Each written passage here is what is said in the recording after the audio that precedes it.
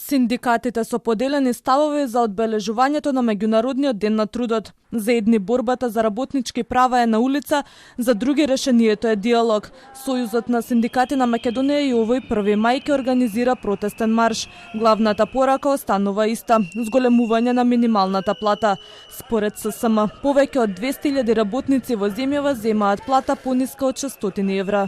Уште на 4 мај, првиот работен ден по продолжениот викенд, сите оние кои ќе заминат на продолжен викенд, а ќе одлучат да не се придружат на работничкиот протест, ќе ги удри суровата реалност во глава, затоа што повторно ќе примат мизерни плати на почетокот на месец мај и нема да им стигнат да врзат крај со крај на месецот, односно по 15 во месецот ќе се чудат дали со помош на некоја магија или некои други помошни средства ќе можат да преживеат за да го избуткаат месецот до 31. Синдикатот за образование, наука и култура нема да се приклучи на протестот. Наместо тоа, 2 дена пред меѓународниот ден на трудот организираа конференција со представници од институциите, а присуствува и КСС и гранкови синдикати.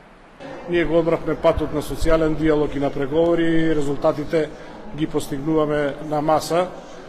Инаку тие го одбрале тој пат да одат по улици, тоа е нивната стратегија и така нека продолжат. Од ССМ им одговорија дека и меѓународни синдикални лидери доаѓаат во земјава за да ги поддржат протестите, а СОНГ се дистанцира од реалните проблеми на работниците.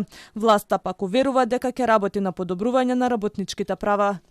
Наша цел како Министерство за економија и труд е да го отпочне процесот околу донесувањето на Уставот во работничките права, тоа е Законот за работни односи, кој што за жал 8 години се работи, се уште не е донесен, со што би се направиле многу поквалитетивни решенија во тој закон во однос на заштитата на работничките права. Традиционалниот првомајски протест ќе почне од пред зградата на ССМ, ќе продолжи кон собранието, Стопанската комора и ќе заврши пред владата.